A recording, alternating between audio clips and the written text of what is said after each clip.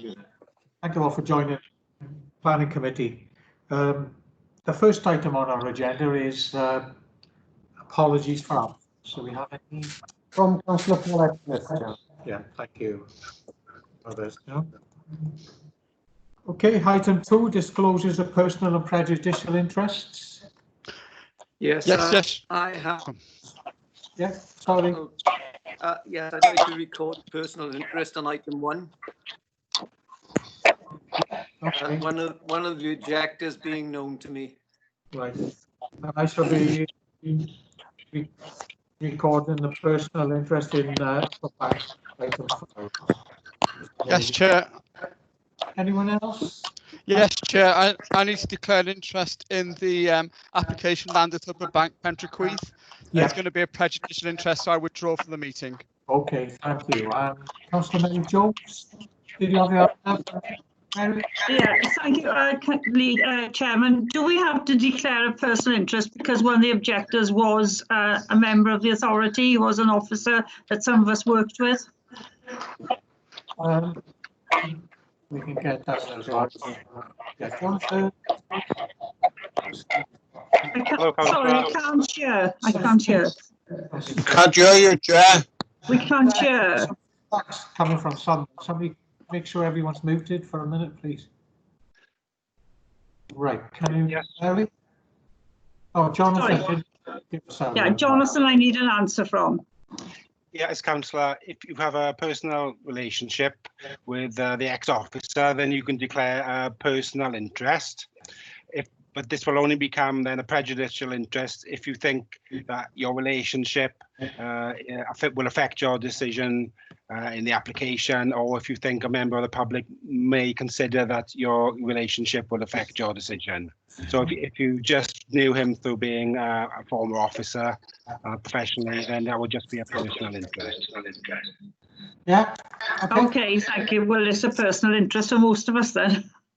Yeah, okay. And I got 2 other speakers. One, yeah, who was here? Was it Cyril, was it? I've got 2 other speakers with their hand up, like, can't see who they are. Oh, crap. All right, how are you, Councillor Anderson? And Jonathan, did you want to come back? No? I've just spoken, Chair, thank you. Okay. Sorry, I'll... There, thank you. Right, item 2 then is the minutes of the previous meeting. You can see on page 1 to 5 to approve. Page 1, page 2, 3, page 4, and page 5. Somebody move them as a true record, please. I move. Move, yeah, Councillor White, you had your hand up? Yes, Chair. It's very difficult to hear what's going on. I'm very quiet. All right. I can't hear what's going on actually. That's 100% now. Try that, Mike. How's that? Depends on what volume it's on. Mike? Hello? Can you hear us now? No, very quiet. What about your volume? How is that? Yes, my volume's up full on my phone. So is ours, yeah. We can do it. Oh, unfortunately, there's nothing else we can do. I can see another hand up. Jonathan, you had your hand up? Yes, Chair. I was just going to say whether we needed a few minutes for Councillor White to sort out his technical problems, because obviously, he will need to hear everything and take part as appropriate. Okay, Michael, do you want to have a go at improving the volume? I've got my phone on full volume, Chair. Yeah. I can hear you. I can hear you, but not very loudly. Do you want to? Why don't you log out, Mike? Why Yeah. don't you log out, Mike, and then come back in? Do you want 2 minutes to do that? Mike? Yes, I've done that, and it's still the same. Sometimes it's improved if you switch your camera off, so Yeah. if you just have the volume. Give that a go, man. Can you do that? Now what's happening? Not better?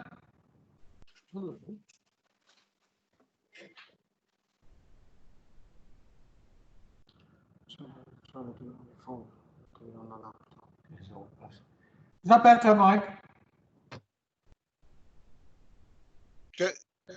It's just the same, but I can hear you faintly. Are you happy to continue?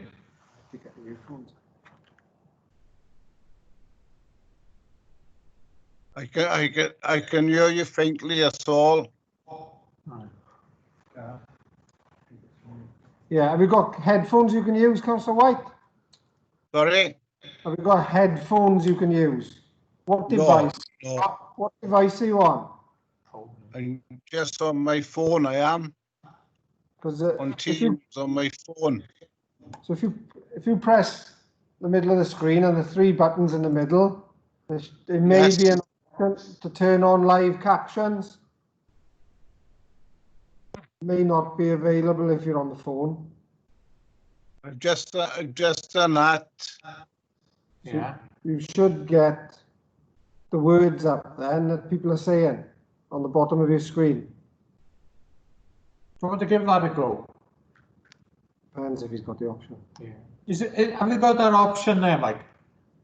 No, no. I'm sorry. All right. Okay.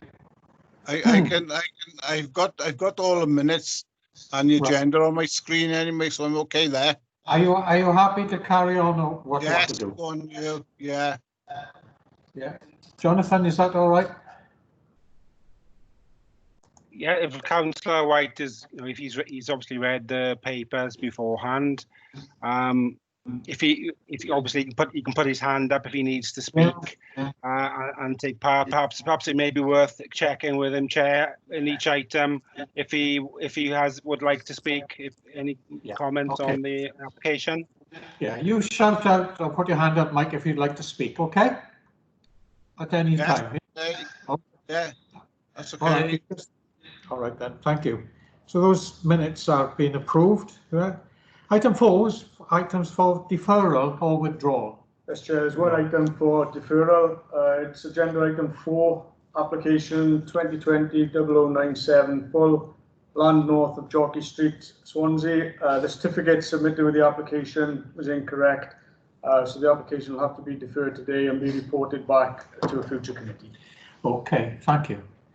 Right, there you are. And then we move on now then to item 5 is the determination of planning applications under the Town and Country Planning Act of 1990.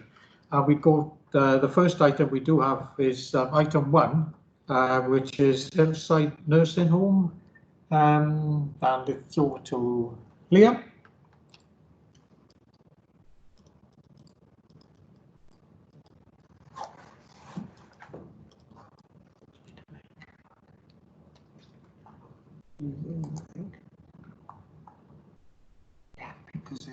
All right, okay. Right, are we? Liam? Sorry, can you hear me now? Yes, sorry, yes. Sorry about that. Yeah, so what I was saying is this is a planning application proposing a 2-storey rear extension to Hillside Nursing and Residential Home as a way of updating accommodation at the address.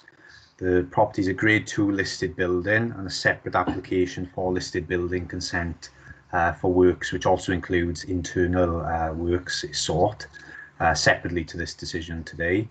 The application is on your agenda as it's been called in for decision by Councillor Irene Mann, and the level of objections has met the threshold set out in your council's constitution.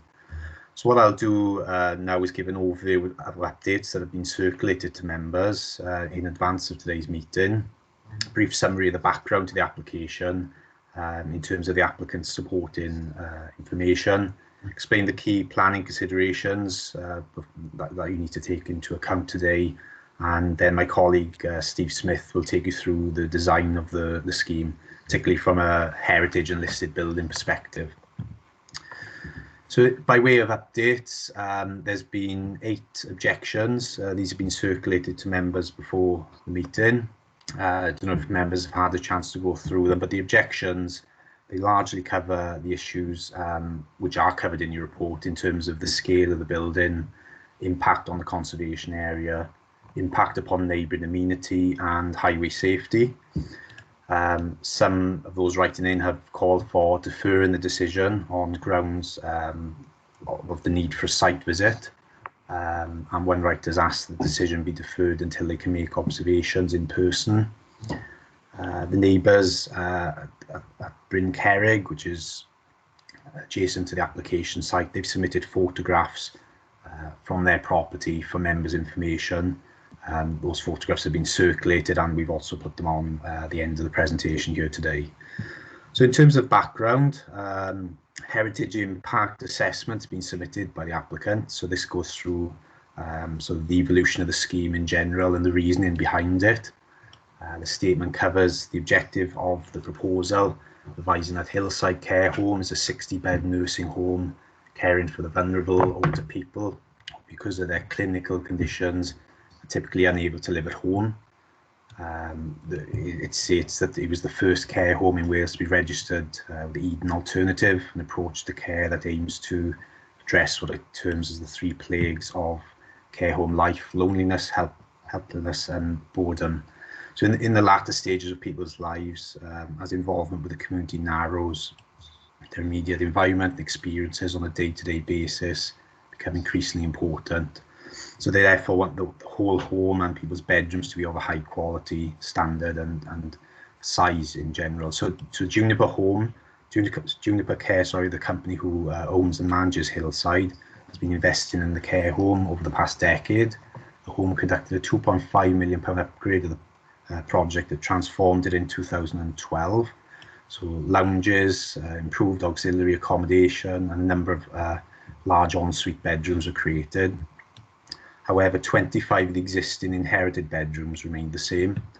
So those rooms, we were advised, aren't up to the same standard as the new bedrooms, and they don't have things like ensuite facilities. Many are small, less than 10 square meters. So to remodel the bedrooms into a modern, larger accommodation, the number of bedrooms at Hillside will consequently decrease significantly. The applicant advises us that the home will no longer be economically viable. So the applicant suggests the only way out of this is to construct new bedrooms, creating extra space and capacity to remodel the existing 25 basic bedrooms.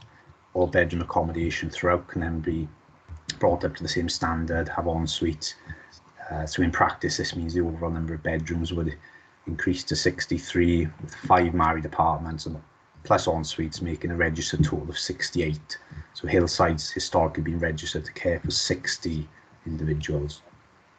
So the upgrade to the property includes new auxiliary accommodation to be constructed, including a new large bay view lounge, a new 13-person passenger lift, an assisted bathroom, 2 sluice rooms, equipment, cleaner store and a new nurse's office. So as part of the proposed upgrade programme, significant improvements in the fabric and consequent longevity of the historic building will also be provided for. For example, it refers to a fire sprinkler system to be installed throughout, covering both the new and existing areas, a lightning protection system to be installed, again covering the entire home, and many of the 1980s partitions will be removed and the affected rooms reinstated. So that's an overview in terms of the applicant's submission. We'll come on to the design shortly, but in terms of the planning considerations for members today, it is a Grade 2 listed building. Location of the sites within the Frontage and Uplands Conservation Area.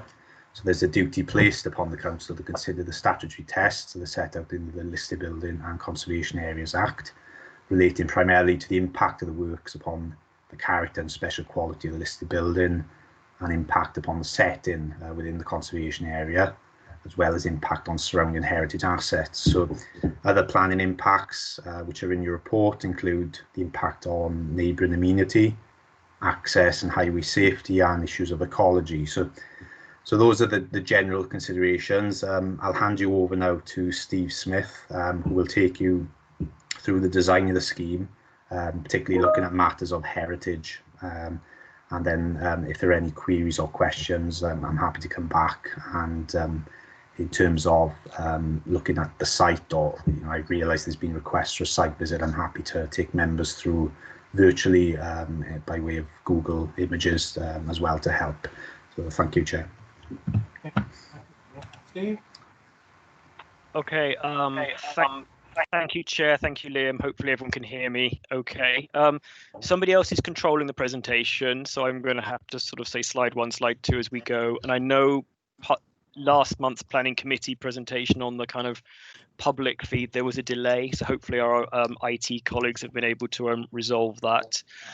So if we can go to slide 2, please. Or can we go to slide number 2, please? Thank you. There you go. So the point to start off with, in terms of the placemaking and heritage assessment of this planning application for the extension to the rear of Hillside Nursing Home, is the fact that it sits within the recently reviewed Fernonian Uplands Conservation Area, which is a very significant and precious historic townscape, the first kind of planned suburb of Swansea as it expanded, which has multiple designated heritage assets. You can see on this view on the screen here, which is from our GIS system, shows the red buildings are all the listed buildings in this area.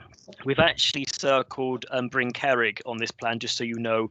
That's one of those sort of main listed buildings that we are assessing in the application, and also the speaker later in terms of the objector. The Hillside, I don't know if the person controlling the presentation could move the circle now from Bryn Cerrig to Hillside. Can you click and drag on that circle, or maybe come out of the presentation and, oh, it's even, yeah.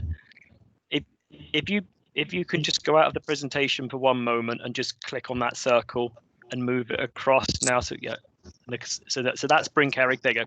So this now, a bit of an animation there, unfortunately, which shows you that is Hillside Nursing Home circled there, listed buildings around it. The purple zones are the designated historic parks and gardens. You've got St James's Gardens to the south, the formal gardens, the Churchland setting, and you've just got on the very far west, which isn't affected by the proposals, Cumdonkin Park. You've also got the blue line, which is the outline of the conservation area. So very important historic townscape that forms the setting for the application.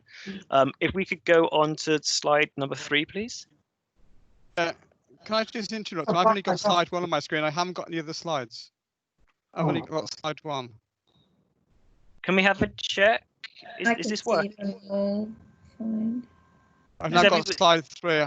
Yeah, you should have slide 3, which is a Google Street View image of the Hillside Nursing Home. Slide 2? Well, I haven't seen slide 2 though.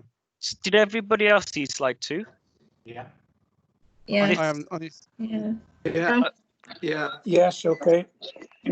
I haven't seen slide 2. Can I see slide 2, please? Can you see that, Councillor Black? Now slide 2's up on the screen now. I can see slide 3. Okay.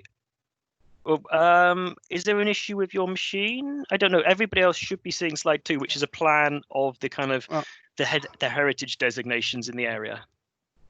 All I can see is slide 3. I Right. can see 3. 2.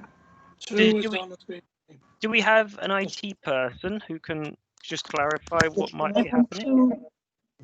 Describe what we should see, Steve. So, yeah. So Councillor Black, what we're currently showing on slide 2 is a plan of the area around Hillside Nursing Home, which shows the. I understood that, but I can't see the various colours you're describing because I can't see slide 2. Okay. So can you still see slide 3? Sorry, just slide 3, yeah. Right. I don't know why it's not changing then for you, I'm afraid. Peter, do you want to try leaving and rejoining? See if that. I could try that. Yeah. Looking at slide 2, it's just yourself. Got slide 2 at the moment. Yeah. Does anyone else see slide 2 now? Yes. Yeah. Yes. Yeah. Slide 2. Yeah. Yes. Slide 2. Yes. Yeah, it's just something yourself. with your feed, Peter, I'm afraid. Well, there's nothing wrong. The feed seems fine. I just can't see the slides. It's not working. I can only see the slides on my smartphone. I can't get them up on my computer, but I'm coping. But okay. I've got a problem with the computer with the slides as well. Right. Okay. Okay. Can I take some advice? Are we happy to proceed, or what's the situation now? Sorry. Go on. Yes. Everyone happy to proceed? Yes. Jonathan? Chair, I was just wondering whether it would be possible to send email any of the slides on to members. Is that possible? That would be good. No, too large. Peter, I think Peter's left and we'll try and come back in. No, I'm still here. I just can't. Chair, Yeah. Councillor Evans here. Peter seems to be the only one having problems. So if anybody else is having a problem, they need to say now. Otherwise, we move on, unfortunately. Well, okay. Okay. Steve. Do you want to try leaving, Peter, and rejoining? Okay. Yep. Steve. Okay. Sorry. If we just give it a few moments for Councillor Black and see if he can rejoin and if he can see the presentation.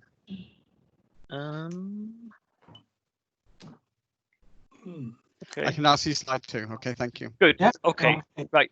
So hopefully that makes sense now. Now you can see slide 2, which shows the multiple heritage designations in the area. The red outlines the listed buildings. The purple is historic park and gardens, and you've got the kind of you're well within the conservation area boundary, with Hillside circled in the blue circle there at the north end of St James's Gardens. If we could go to slide 3, please. Slide 3 is a Google Street View image of Hillside. A view taken in the summertime, obviously with the trees in leaf there. The important things to note, it was deliberately designed as a focal building in this kind of historic part of the townscape. It was designed with this imposing Italianate style. It's got a Belvedere tower that when the planting in St James's Gardens was young, it would have been highly visible, sort of commanding that parkland, and as well as commanding those views south over Swansea Bay. So in a way, this is historic placemaking. This is kind of like when this was the kind of, the affluent suburb of Swansea, and these buildings were really designed to display that wealth, and they've kept that character and it's kept that status over the years. If we go to slide 4, please. Slide 4 is a more functional environment. This is the kind of Richmond Road. So there are houses, later houses, mind, rising up on the left of this image. What you're looking at is the sort of the service elevation of what would have been, it would have been a house with a garden to the rear. So the application site is that sloping roof running away from us there with the evergreen planting. So it's a kind of much more functional mews type environment to the rear of the property. Number 5, slide 5, please. There's a couple of images now which are really useful from sorry, I'm getting a bit of feedback there. So aerial views from Google, which are really helpful to show the massing, the phases of the building and the topography. So this gives you a good idea of the original architectural intent of the building with the Italianate frontage and that Belvedere tower. It also shows the surrounding development, including Devon Terrace to the left there, which is a group of listed buildings. Bryn Cerrig to the right there with the orange clay tile roof, which is a grade 2 listed building, and also the mature vegetation. And the way that the key thing to note is the way that houses to the rear rise up behind, which we'll come back to later. Slide 6, please. Again, this is another aerial view showing the later extension extending back towards Richmond Road and the surrounding sort of townscape. Slide 7, please. Slide 7 is a view from the rear, which shows how significant that level change across the site is. Effectively, pavement level on Richmond Road is at the same level as the eaves level on the front of the property, which is approximately a 6-metre level difference vertically across the kind of the front to back dimension of the site. Slide 8, please. So this goes back to the applicant's drawings now. This plan here highlights the location of the proposed 2-story extension, which is in the rear of the site, away from the kind of the main fabric of the listed building. The fabric of the listed building is that front range, which we saw before with the stonework and the tower and the pitched roof. This is an extension proposed above an earlier extension that you heard Liam explaining. That was part of the more recent care home upgrade. So, and it also shows the offset from the east boundary from Brinkerrig. It's approximately 15 meters in from the red line of the boundary on the side there. Slide 9, please. So the next few slides are the floor plans, starting from ground floor level, where there's no extension proposed, but this is just to explain, as we heard before, that these were what were called the inherited rooms within the listed building, the rooms that had been subdivided in the past. Before the building was listed in 1994, these were the rooms on the ground floor. Each of the original formal rooms had been split into 2 bedrooms. So part of the proposal, as we heard, is to reinstate those rooms to their original sizes, both to improve the care provision with en suites, as well as reinstating the character and sort of proportions of the listed building. So that's the ground floor. If you can go to slide 10, please. Could we have slide 10? Thank you. Slide 10 is first floor.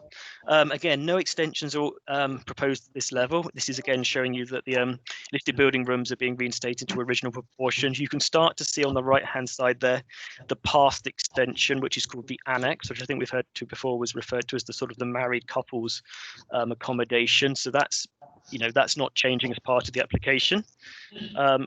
If we can go to number 11, please. We have slide 11, please. So, thank you. Slide 11 is the second floor plan, which again, no extensions on this level, but what this does show you is the past extension. So this is that roof we were showing you on the aerial photograph, used the extension back north towards Richmond Road. Again, you've got the listed building outlined there with the darker walls to the south, to the bottom of this plan. Slide 12, please. So at slide 12, which is effectively 4th floor level of the listed building, but 1st floor level for Richmond Road, because this is a split level site. You start to see the new extension footprint there, where there's currently a roof, so it's sitting on top of the past extension. So this is additional new bedrooms and the lounge spaces, plus the lift. Could you highlight the lift, Ian, which sits between the annex and the new build? There, that's the lift that links all floors. That's the, that's changed the slide. That's the passenger lift that we heard about before that links all floors. And it's important to note, obviously, all these plans show Brinkerrig, which has been the relationship of the proposals to this grade 2 listed building, as well as the residential amenity aspects have been considered at all phases on this application. So down this eastern side, privacy is ensured through the use of obscure glazing to all new windows and balcony screens to any new external spaces.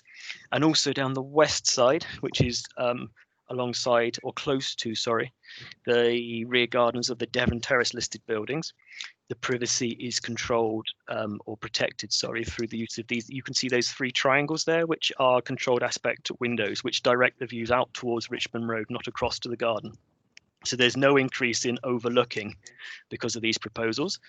Slide 13, please. So this is now the sort of 2nd floor of accommodation onto Richmond Road, which is a much smaller footprint than the level below. It's sitting, I'll show you the section plans in a moment, up into the roof space to make it more subservient. And again, you've got the same controls of obscure glazing and controlled windows to protect privacy of properties to either side. Slide 14, please. Slide 14 is a rooftop plan, which shows that it's got a shallow pitched roof clad in slate, concealing some flat roofed areas to keep the overall height down. Slide 15, please. Slide 15. So the top plants, that's the top elevation. These are the 2-dimensional plans that you're looking at here. The top elevation is the existing, which shows the main listed building in the centre with its Belvedere Tower. And you can see the past extensions that have already been constructed. To the left and right, you've got the annex, as we call it, on the right. The bottom image there shows the proposal, which is the kind of the new 2 additional floors of the extension in grey. The key thing to note is you don't actually see this extension in this way. This is a flat 2-dimensional plan. Later on in the presentation. Oh, sorry. Sorry. Okay. Just a minute. Okay, carry on. sorry, later on in the presentation, Sorry, you there's missed that last. Yep. Missed the last bit, Steve. Okay, Due to the I was just pausing there. I was just saying there that you can see that on the bottom plan here, you can see the proposed extension highlighted in grey, the 2 levels, which is a stepped back and staggered form, which we'll show you in a moment on the sort of the side elevations and the sections. And later on in the presentation, there are a series of computer generated images to show the proposal in context. The key point I think I was just making there was that you don't actually ever see the proposal in this way. Because of the topography, intervening development and the general locations of views, you don't see effectively what looks to be an extension coming out of the roof. It's far more set back and far more articulated there. So, and the key thing to note is that this extension is set back some 20 meters from the front elevation of the listed building. So this is a very artificial view. If we could go to view slide 16, please. So this starts to show you highlighted in grey. So the top, so highlighted in grey is the extension. The top image is the existing, and you can start to see, as I referred to before, the difference in level between Richmond Road on the left-hand side of the plan and the front, sort of the front of the listed building facing towards Fernony Road on the right-hand side of the plan. So in the bottom image, you've got in grey the 2-storey extension, which, as I referred to before, was effectively first floor onto Richmond Road and second floor onto Richmond Road. And you can see, with relationship to the listed building, which is your right-hand side of that page, there's approximately that 20-meter setback. So that's why it's set back, which is why the previous image is difficult to sort of see that as a true image. If we could go to view 17, slide 17, please. This is the view from the west side now. Sorry, east side, correct myself. This is the view from the east side facing Bryn Cerrig. Again, showing the top of the existing with the past extensions, including the annex building in white there, sort of on the right-hand side in the top image. The bottom image is the proposal, showing how the kind of the new form is set back. It's largely concealed by the annex, and this is the elevation facing the adjacent listed building. I've talked before about how on both sides those additional windows are obscure glazed or angled glazed to control privacy. If we could go to 18, please. 18, we're just going to focus on the top 2 images. The very top image is the existing elevation onto Richmond Road, the rear, the north elevation, which is largely or partly below street level, single story at the present, hidden behind some vegetation and a wall. The plan below that, so the second one down from the top, shows in grey the new extension, which is that first floor, second floor, which shows the second floor is partially within the roof space, which has been part of the negotiations on this application to keep the scale down, to kind of tuck it in and use a shallow pitch roof, which reflects the form of the tower on the front, the Belvedere Tower. Again, you can also see the new lift core, which has to link all floors, which has to be taller than the main building in terms of health and safety of operation and servicing of the lift tower. The key thing to note is that as a height reference, the proposed ridge level and the proposed eave levels are not higher than the tower up front, the Belvedere Tower, but you never actually see those 2 parts of the building together. And you can see that in the CGI views I'm going to show you in a moment. If we can go to 19, please. 19 is a section through the building, which again shows the level change from front to back existing, and how you've got the extra 2 floors kind of adding on top of the existing extension, and how that second floor, the top floor of the new extension, is tucked or concealed partly within the roof space there, and the use of shallow slopes and flat roofs to keep the overall height down. Can we go to 20, please? Section 20 is a cut line through the building east to west, primarily to test the visual impact on Bryn Cerrig, the listed building to the east, which you can see on the right-hand side of your screen there. And again, top is existing with the past extension, the annex as we've called it, and then the bottom image shows in grey the proposed extension, and how through the negotiations and discussions and consideration of this application, the new forms have been cut back to seek to avoid an overbearing impact on the setting of Bryn Cerrig as a listed building, and also in terms of this sort of the quality of life and well-being, and to avoid overbearing on the residents of Bryn Cerrig. So that's the kind of section line cut through the building there. Can we go to Oh, can we go to 21, please? 21, this is the kind of, I know you can't read this text. This is all available on the public website as part of the planning application, the visual testing. So there's a lot of images now we use on a lot of these planning applications to assess them. This page here explains the accuracy of the visuals. There's 9 visuals in total. Various locations around St James's Garden, various locations on Fernony Road, and various locations on Richmond Road. And what this allows us to do, as well as seeing the proposal in context, it means we can assess the effect on the listed building as the host building, the effect on the adjacent settings of listed buildings, the effect on the setting of the historic park and garden. So these visuals are a key tool to assess the acceptability of the proposals. If we go on to view 22, thank you. So we now have a sequence of views which were initially taken in the summer, but were updated to be taken in the winter to show worst case visibility, so when the trees aren't in leaf. And what it does show is there's a lot of evergreen vegetation in this area. If we can, this is a summer view taken from the southern end of St James's Gardens with your back almost to the church grounds, looking up that road there. And what you see in this view and the next couple of views is Hillside commanding that view, the existing listed building, the nursing home, and there's colours being used to outline the proposal. And you can see, you should be able to see on your screens, there's a blue line which illustrates where the outline of the extension, thank you, Ian's highlighting it there, where the extension is concealed by existing buildings and therefore not visible. You've got a red line to show where the extension is visible, which is just above the roof on this visual here of Hillside. A slither, a kind of a small section of the new roof is visible. And on some of the other plans, there's a yellow line which highlights where the proposed extension is concealed by vegetation, so may or may not be visible at certain times of the year. And the key thing to note in this view here, which includes all those buildings on the left-hand side that are listed buildings, so you've got the terrace up the terraces of St James's Gardens, the setting of those, you've got the historic park and garden on the right. It's a very important view, is that the extension is pretty much not visible apart from the roof, and that would be a slate roof, so it would be recessive. What you do notice is that the existing house that I mentioned before, with the gable, is highly visible behind. So that's a property on Richmond Road, is sitting well above Hillside, is the dominant feature of this. There you go, someone's highlighting it there. The new extension is not a dominant feature in this view. If we could go to number 22, please.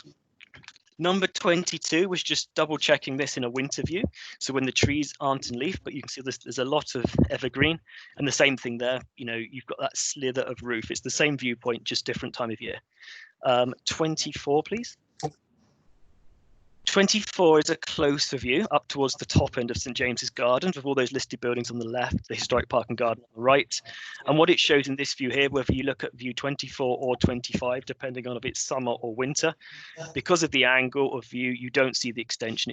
It's blocked by the existing building. But what you do see on 25, if we can go on, you see a small portion in yellow there of the lift tower on the right hand side. There we go. So if those trees weren't in leaf, you would yeah, if we can go to 26, 27. There you go. This is and 27. View 27. There you go. So this is the winter view. Worst case scenario, the majority of the extension is concealed by the existing building, and all you're seeing there is the lift tower, which is well set back, can be treated as in a subservient material. It has to be there, that lift, in order to get access to all floors, and that's set well back into the site, and will only be visible in winter months when the trees aren't in leaf. 28, 29, please. These are the views from the east looking along Fernony Road. You've got Bryn Cerrig, the grade 2 listed building there on the right hand side, with the kind of clay rosemary tiles on the roof there. And this is a summer view, which if we can click on to view 30, please. There you go. This is the same view in winter, just checking, you know, which trees are evergreen, which trees are deciduous. It shows that, you know, the majority of these trees here are evergreen. The yellow line shows us that the majority, or some of the extension, sorry, is concealed by the trees, but they've got greenery on them all year round. If you could see the extension, you can sort of see it's not a dead straight line. It's an articulated form. It's set well back in this part of the site. The use of those recessive materials, articulated form, will mean it's a positive addition.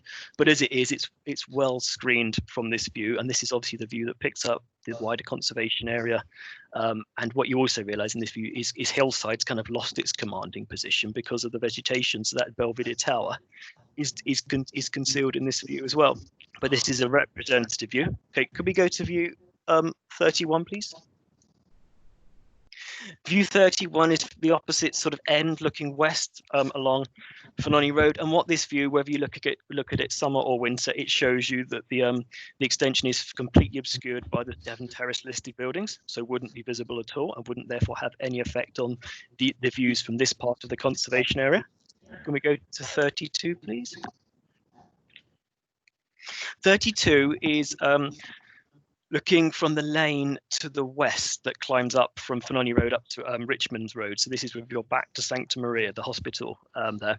So 32 is existing, and what you're looking at is the back of all the listed buildings, the Devon Terrace listed buildings, across the kind of rooftops to the Belvedere Tower of Hillside. If we can go to 33, please.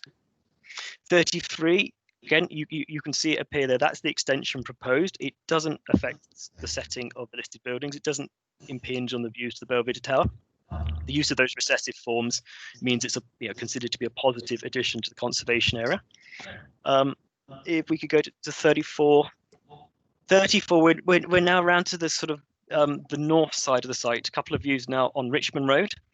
So this is a summer view, and we wanted to check how visible it's going to be in winter. So if we can go to 35. 35, obviously there's a few more vehicles in this view, but fundamentally you can see the site and you can see which trees are evergreen, which trees are deciduous. 36. 36 shows the proposal in context, so this is an accurate representation. You can see, yes, it is a visible form. The design reference is a muse type building, and you can see the endeavours the applicant has taken to keep that scale down.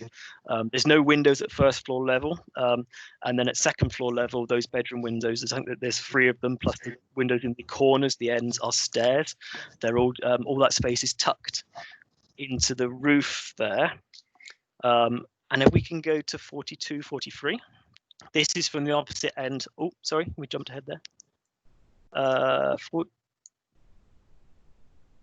Sorry, I've just lost my page. Hold on 1 second.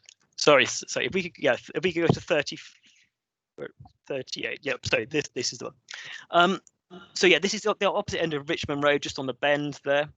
Again, wintertime view, so we can see what you can see when the trees aren't in leaf there. The building is visible as a positive addition within the conservation area. It does, if we can jump back to the previous slide, please. You can see the building does remove an incidental view, I think a view looking sort of high level across Swansea Bay. But it's not a key view, it's not a designed view. It's a height replaced by a high quality building. And there's lots of other incidental views like this available in the wider conservation area. The other thing to note, if we can click back to the slide 40, please. Sorry, the numbers have gone wrong. Is you can see, sorry, the previous one. Go back one more. There you go. You can see that the Belvedere Tower, the views to the Belvedere Tower are not affected by this view, which is the structure to the left of the telegraph pole in that image there. That's that feature tower that commands or would have commanded the views over St James's Gardens is still visible and unaffected by the siting of the proposals. Okay, we're almost at the end now. If we can go to the next slide.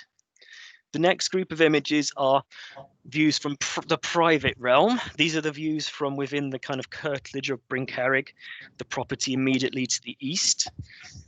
So there's this view here, which is viewpoint 8, is the view effectively from the front door of Bryn Cerrig. So that's the existing view, which shows the past extension that's being constructed. If we can click to the next view, please. So this shows the new proposed extension, which has been trimmed back and has been refined to avoid being overly dominant in this view. And you can see the kind of the windows are a slightly different colour for those upper floors. That's because there's obscure glazing, so there's no direct views down to Bryn Cerrig. And also balconies have got screens to stop views down as well. You can so that's the kind of first floor addition onto Richmond Road and the second floor addition with the spaces view in the roof roof there as well. So we can go to the next slide, please. Okay. This is slightly further back into the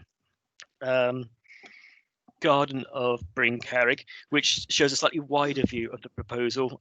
Again, worst case view because it's taken in the winter through vegetation that presumably will be in leaf in the summer there. So this shows that the new extension would not be dominant on the setting of the adjacent property in terms of that being a listed building and the residential amenity. It's set back, it's set down, all the things that have been said before. It's well articulated use of recessive materials. It's not significantly more dominant than the previous development that's been consented and occupied in this part of the site. 42, 43, please. So these are just wrapping up on the visuals. This is a view back to St James's Garden, which I've mentioned before is a designated historic park and garden. There's been some recent clearance in the last 6 months or maybe 9 months or so, which have opened up some views within the park. So we've retested those. This is, as you can see, Bryn Cerrig at the top there, Hillside to the left, behind those evergreen trees again. So this is existing. 43 is proposed. 43 is proposed, and what this shows is that the extension could be visible, but is concealed by those evergreen trees and shrubs that we saw previously.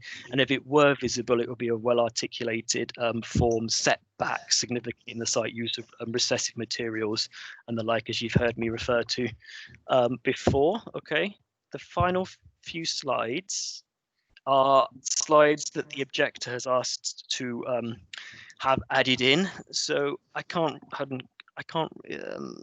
This is the view from the front door. So next slide, please. This is the view from the kitchen. Next slide, please. This is the view from within the property, I think from within the back bedroom. Next slide, please. And this is the view from the sort of side front garden area. This is the sort of the main day-to-day living part of this of Bryn Cerrig, faces toward Hillside Nursing Home. There's a garage, there's a patio. This is the main door coming and going. Officers have been in and viewed the proposals from this vantage point. I'm sure the objector might want to draw your attention to these visuals shortly. And just to sum up, if we could return to slide 27, please.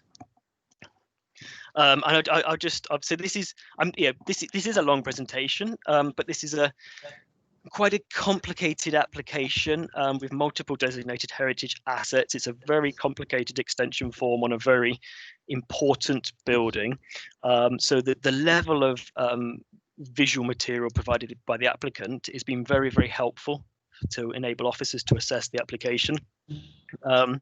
So we've been able to consider all those settings of those heritage assets and been able to establish that the effect would either be neutral because it's not visible or minimal because the form of the development has been carefully designed. Yes, it is a significant addition within the conservation area, but because it's so set back, it's not going to be harmful on the main listed building, Hillside itself, and the wider listed buildings. It's set well in from the boundaries of those sites. The key thing is it maintains that presence of Hillside as a large focal building within the conservation area.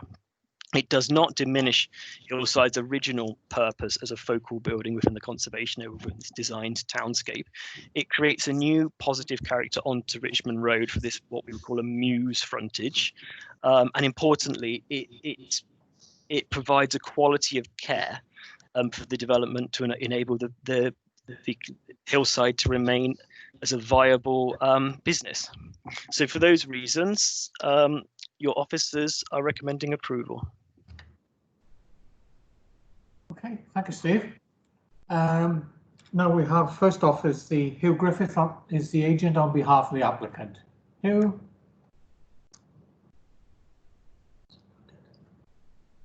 You moved it to? Second, yeah. Oh, sorry. I need to find it. Good afternoon, everybody. Can you hear us? Yeah, thank you. Okay, the applicant, Mr. Gareth Bamsey, will speak first, and I will follow with some comments. And if I hand over to Gareth Bamsey, we'll start. Thank you. Okay, thank you. Hello, everyone. As a society, we have all finally recognised the importance of care homes the importance and value to us of the residents, the vulnerable people who actually live in care homes, and the importance of the carers and the nurses who work there. That is why we've all been outside our homes clapping every week. Now, at a top level, what we're really asking for permission to do in this planning application is to simply improve the well-being and the quality of life for the vulnerable people who live in Hillside. Yes, vulnerable people who live in the Uplands community and whose needs the local members, in my mind, should be here advocating. You will see in the description that our numbers increase by where we are now by 10, but that's not what this application is about. I'll just ask you to consider the numbers a little further. To comply with the regulations, a new bedroom would need to be 12 metres, and you'd have to add, say, 4 metres of communal space. So for 10 bedrooms, that would be 160. But in this proposal, we're adding about 760 metres for accommodation. That's because this proposal is about improving the well-being and the quality of life of older people who currently live or who will live at Hillside. I'd ask you to consider from your own personal perspective for a moment. When you're away and you stay in a hotel or somewhere, do you want to share a toilet and share a shower? Do you want to stroll down the corridor to a communal toilet? Or do you prefer to have your own private ensuite toilet or private shower? Do you prefer a small room or a larger room? Do you prefer a lighter room or a darker room? Now, we've improved Hillside considerably over the years, and we're a good home with a very good reputation. And for example, we're proud of the fact that we've been COVID-free throughout this recent crisis. Now, we want to continue doing things right, caring and doing things right by the residents who live there. Yet 40% of the residents who live at Hillside do not currently have an ensuite bedroom, and 40% have a bedroom that is smaller than the new regulations encourage us to aspire to. So my request to you is please let us invest in the home. Please let us give the current and the future residents both the space and the facilities that they deserve and that we would want for ourselves and our own loved ones. Thank you. I'll pass to Hugh, who's got a few things to say. Thank you. Thank you, Beth. Thank you, Chairman and councillors. There's a few key relevant points I'd like to bring to your attention to just to remind myself and everybody else how helpful and how we have worked as a team of designers with your officers, in particular Steve Smith. And in fairness, we've developed the visuals which you've just seen, and I think the visuals are tell the whole truth and nothing but the truth. It is notoriously difficult to see any of the proposed extensions from the lower levels at Frontage or even from St James's Gardens. The most relevant aspect of the scheme is how the impact is seen, perceived from Richmond Road, or Richmond Terrace rather. I think we've tried very, very hard to reduce the overall height and scale. We've also changed the articulation. We've made the building step down the hillside, as Steve Smith pointed out. And in particular attention has been paid to the welfare and enjoyment of the neighbours at Bryn Cerrig. To that effect, we've introduced a considerable amount of obscure glazing on that flank so that there is no overlooking into Bryn Cerrig. We've dropped the eaves level on that flank so that there is less or no overbearing on that flank facing Bryn Cerrig. So the roof garden areas have been set back. They've been moved further away from Bryn Cerrig so that there is no chance of anybody standing there and overlooking Bryn Cerrig and therefore impinging on those residents' privacy. I think, in fairness, we've worked very, very hard, especially with the visuals. And if you've got any questions, we're happy to answer them. And I think that's our time is up according to my timer. So I'd just like to say thank you very much to you all for listening. Thank you. Yeah, good timing. Right, I got Councillor Peter May is with us. Would like one of the ward members. Yeah. Well, hello, can you hear me? Yeah. Yeah. Compliments on your wallpaper, Chair. Very tasteful behind you there. Okay. First of all, I'd like to thank the presentation, particularly from Mr. Smith, our conservation.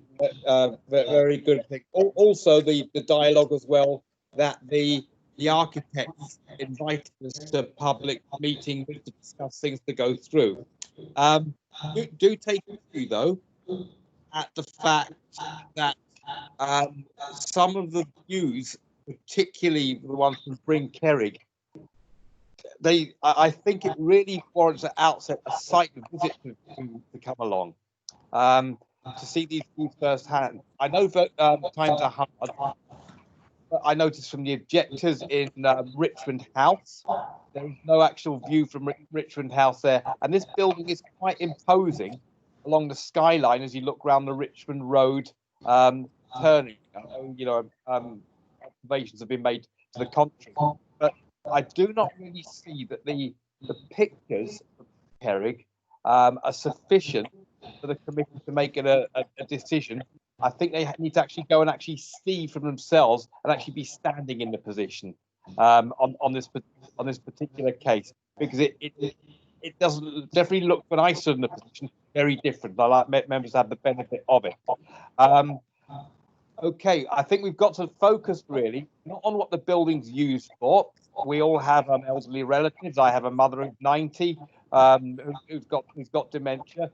We've got to look at the building rather than the use of the building and the impact it has on the area. And I would still say that particularly on Bryn Cerrig, there's an overbearing site, and also in a general scape, particularly from the Richmond Road elevation. So although it's a very well presented presentation in further visuals, and a lot of effort has gone into it, I sincerely would like one of the committee members to move that the item be deferred for site visit, because I think members really need to see this one for their own eyes. Thank you, Chair. Thank you very much. Right, before we do go into for members to discuss and debate, you've heard a request for a site visit. Can I ask what members' views are on the site visit? Chair. Yeah. Councillor Evans, can I ask a question? Yeah. Before Can I come in here? Before we go, who's that? Can I speak? I got some. Yeah. Who's Councillor Evans. And somebody else. Yeah, Mike. It was Mike Lewis. Councillor Evans, and then right. Yep. At the beginning of this presentation, we heard from the officers there was no overbearing aspects or overlooking aspects to this planning application. You didn't tell us in detail why not. We've seen the visuals, and as far as I'm concerned, despite what Councillor May is saying, I'm not convinced. Okay, all right. I got Councillor Mike Lewis. Yes. I can't see the point of a site visit, as we could only see the existing property and not the property that's proposed. We've seen all the views that the property has, the views of the property that is being proposed, and from all the exacting work the officers have done, there is absolutely no overbearing and no prominence to this new build. The only, with regard to the Richmond Road views, which Councillor May brought up, I can't see that as a problem, because the properties on the right-hand side of the road, as you look in west, are far, far taller than this proposed extension on the left. And I feel that it's much in keeping with the architecture and the buildings that are around that area. So from my point of view, I don't see any point at all of a site visit. I'm quite happy to vote in favour and along with the officers on this one. Thank you. Okay, well, I got a few other speakers and then we'll put it to the vote then. I got Councillor Mary Jones. Thank you, Chair. I just want to know the practicalities. If we did go ahead for a site visit, how would we actually manage it? Because obviously we know we can't go on a bus, and how many of us would be able to go on the site visit? Yeah. Okay, Councillor Gibbard, Louise. Oh, thank you very much, Chair. Yeah, I mean, I was initially, when looking at it, concerned about some of the issues people were raising about overlooking, but having seen all the different photos and projected images and things, I'm quite comfortable that looks like it's not going to be the case. And in fact, I think it's even better than a site visit, because we saw the pictures of both winter and summer, which we wouldn't see as a site visit and from so many different angles. So I'm content, especially in the current circumstances, that we don't have a site visit in this case. Thank you. Councillor Des Thomas. Thank you, Chair. Yeah, well, Louise has said basically what I was going to say. Thanks, Steve, for that very long and detailed presentation. But some of the presentations are actually better than the site visit, aren't they?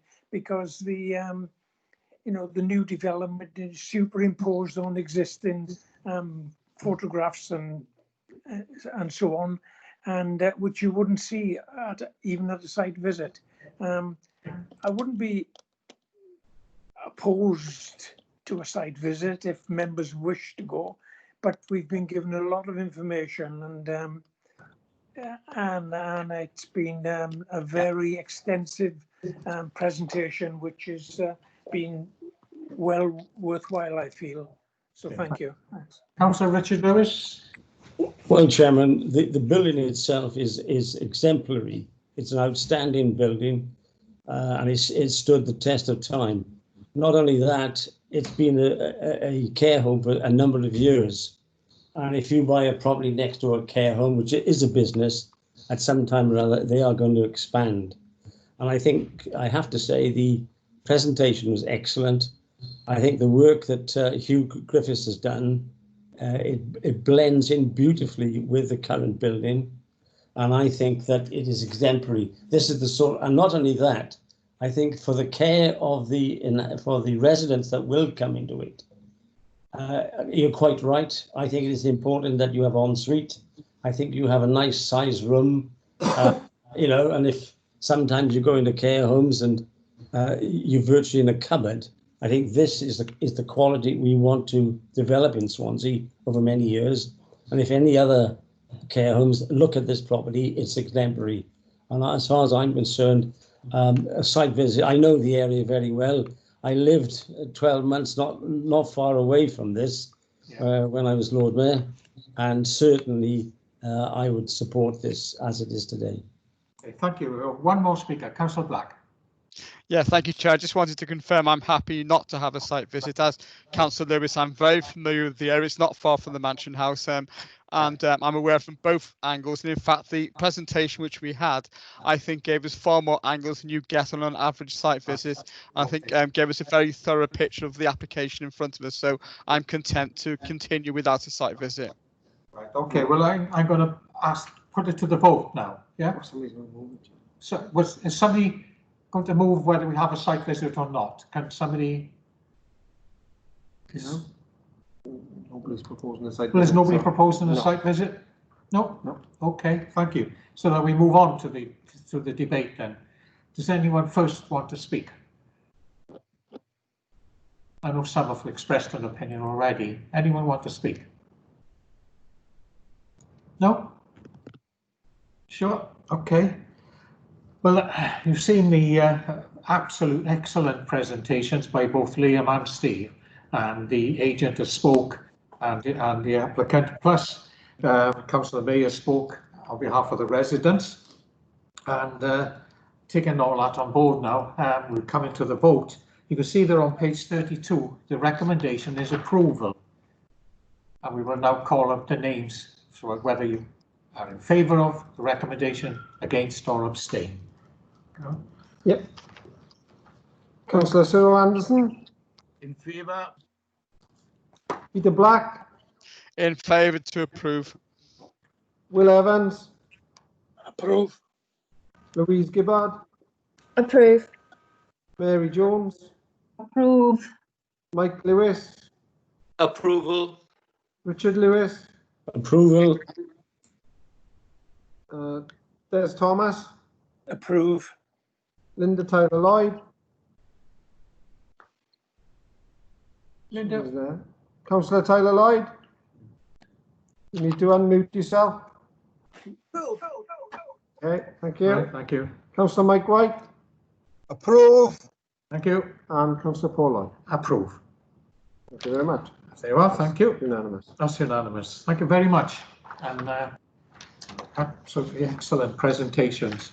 So moving on then to item 2 then is 41A Beaufort Avenue, Langland. You see that on page 36. Yes, thank you, Chair. I'll take you through this one. Of course, it's Liam, thank you. This item's on your agendas. It's been called in by Councillor Miles Langston, and the objection threshold has been met. The scheme's a householder planning application. It seeks permission for extensions and alterations, which primarily involve a 2-storey rear extension, addition of a balcony to the front, fenestration changes, a front gable roof, new vehicular crossing, demolition of a detached garage, and the construction of a new side garage, along with some boundary fencing. So in terms of updates, you've had the update sheet and you will have received copies of additional objections received since the main report was published. Objections in the main refer to works that have been undertaken at the property, and this has been covered on pages 42 and 43 of your report. The adjoining occupier has also submitted a letter with photograph attachments referring to guidance and other properties in the street. So in terms of the site itself, you'll see the red line, almost triangular in shape, along Beaufort Avenue there. If we go on to the next slide then. So you can see the property is the one with a large white box dormer, just in shot there. As you can see, it's an odd shaped site. It's got a bit of a rectangular shape to it, set back from the road. If you go on to the next slide. It's just a view of it from the rear. So this is pre-works being undertaken to the property. So you note it, you know, the box dormer to the side is historical. It's been there for a number of years. So last year we received a planning application proposing works to the property, consisting of a rear and side extension and various fenestration alterations. During this processing, the applicant removed a 2-storey side extension which was being proposed at the time in place of an existing garage. You'll see the garage with a pitched roof there on it, next to the dormer set down. So they originally proposed a 2-storey extension which we had issues with, and they removed that from the scheme. So if you go on to the next slide, as you can see there, that's a Google image of how the property looked previously. So you can see a bit of a mismatch of windows at first floor level, and that large box dormer there, you know, extending out from the roof with a largish front porch. So if we go on to the next slide. So this was the scheme that the council has approved. We approved last year. So you'll see there was no changes proposed to the dormer. It was effectively staying as is. But there was a rear 2-storey extension approved. So you can make that out in terms of the sort of the bottom left slide there shows the extension projecting out. Can't quite make that. Right, and if we go on to the next slide, it's the proposed scheme. So you can see that the top left image is effectively the frontage of the site. So the proposal involves currently a side garage extension. So you can just make out there, it's got glazing in the upper part, extends out what they've tried to do is match the pitch of the main form of the dwelling, as well as the gable, which was approved in the last scheme. So in terms of the application before us, that previous scheme, which was on the slide before, is extant. The applicant began work on this scheme before submitting this new revised application. So this new revised application, I mean, the majority of what was on the previous scheme is included on this current scheme, but you'll see that the main difference is the garage, which is on the left-hand side. In terms of the floor area, so we go on to the next slide. The existing garage, so that's a useful image there showing the extent of the floor space approved in the last scheme. So you can see on the left-hand side is the garage structure, and then the next slide shows the proposed scheme. So effectively, the garage is to be removed and replaced with a two-storey garage. It extends back to the boundary, and then the bit which is splayed is to be single-storey. So effectively, the garage would, up to the point of where it sort of kicks back to the boundary, would be two-storey, and then it would be single-storey, then going back to join in with the two-storey rear extension. The boundary stepped off the boundary 0.25 metres, extends out from the dwelling in the region of 5.1 metres from the main wall. So there's, as I said, just over halfway, it's where the flat roof drops down. So objections have been received as documented in your report, and further submissions have been made also. Ultimately, committee need to have regard to the fact that permission has been granted for the majority of the works of the house. Whilst the application is before us in its entirety, the focus should be really on the impacts arising from the scheme. So if you go on to the next slide, that should show the marcation of the flat roof area which is proposed to the rear. So obviously the impacts we're considering are the impact on the amenities of the neighbouring occupier, as well as the visual impacts, as I mentioned. So in design terms, the garage extension is large, however it does drop below the main dwelling. The appearance is subservient. The gable roof matches the remainder. There's a lot of window changes. We feel it is an uplift to the property. We've seen the Google slides earlier. We can't really do much about the fact there was a big box dormer on the property. We can't make the applicant take that away. They have done some changes to the dormer, which have been noticed by objectors. And if we go on to the next few slides, it gives some useful images. So this slide just shows obviously the dormer previously. So you can see it's a UPVC clad unsightly dormer in effect. If we go on to the next slides, so this is when renovation works will occur into the property following the grant of planning permission.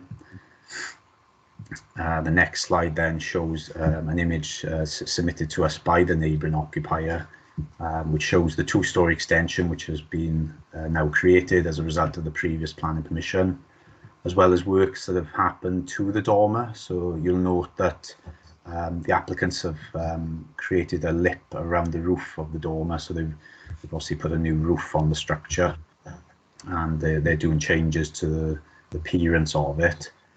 As mentioned in the report, those changes don't form part of the application, but on its face, we feel they are acceptable changes. They're minor in effect. It's creating a lip around the roof, and it doesn't really change the form of the dormer. So if you go on to the next slide, so you'll see where the roof of the dormer sort of terminates and slopes down. A upper floor opening has been created whilst the application is being processed. Now that doesn't form part of the application proposal. You can just see the ridge of the garage structure. So effectively, neighbours have concerns that that is going to be retained and potentially give access onto a flat roof. Now that's not part of the proposal, and the applicant wants us to consider the plans put forward to us currently. So you'll note in the report we've made reference to this, and also suggested a condition that requires the blocking up of that access way as part of this planning permission, so prior to use of the extensions or prior to beneficial use of the property in effect. So if we just scroll on to the next few slides, then as you can see the gable aspect to the right hand side, which has been carried out following the grant of the last permission, and works are ongoing. So I think there's a few more slides just showing different viewpoints, so you can get you can see the context there.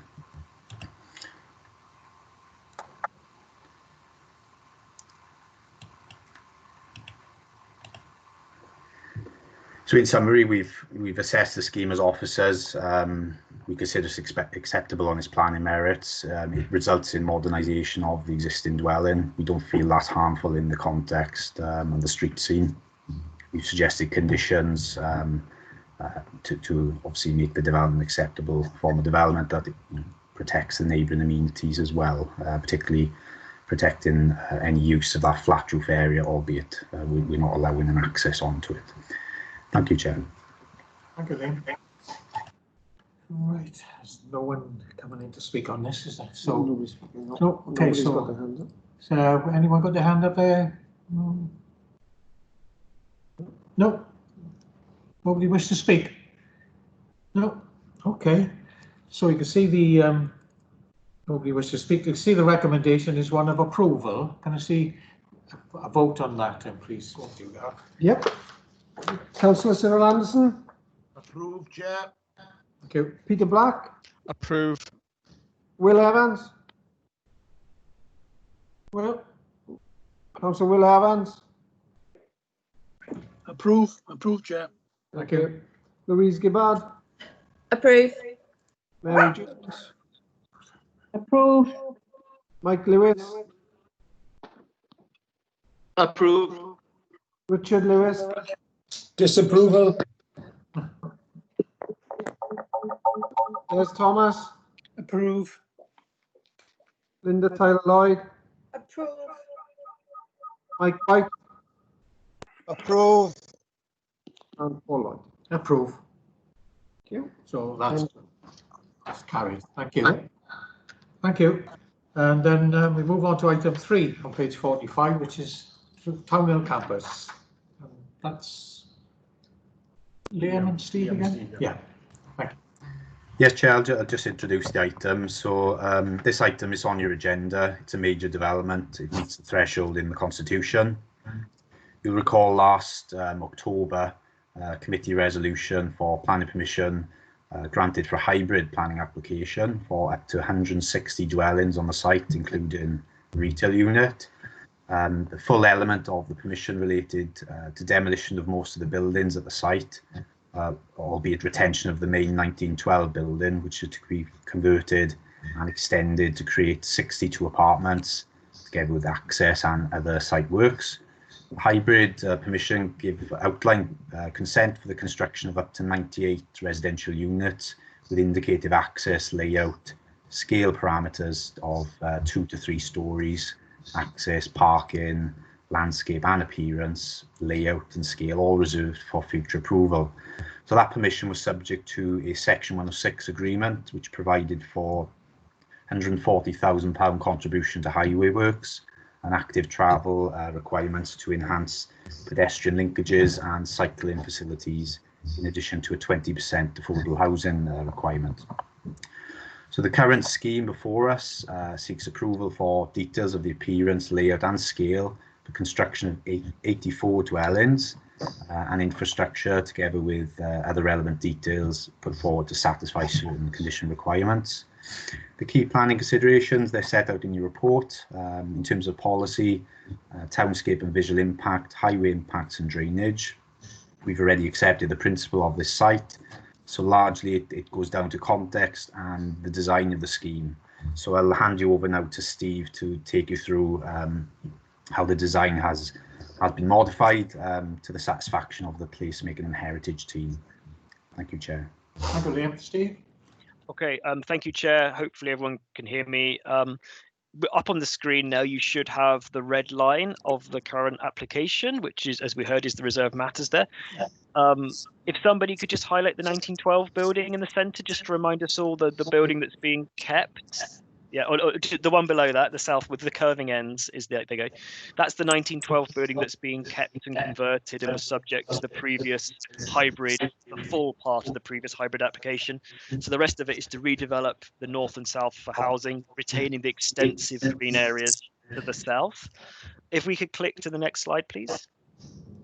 So this is part of the approved hybrid application, which is the development concept, the framework for the site, which has got the approved 1912 building with that kind of hatching in the middle, the development north and south plateaus, the upper and lower plateau as they're called, the access point, the permeable street network, and the kind of retained green space to the south. So that's the kind of the basic diagram to which any reserve matters must accord.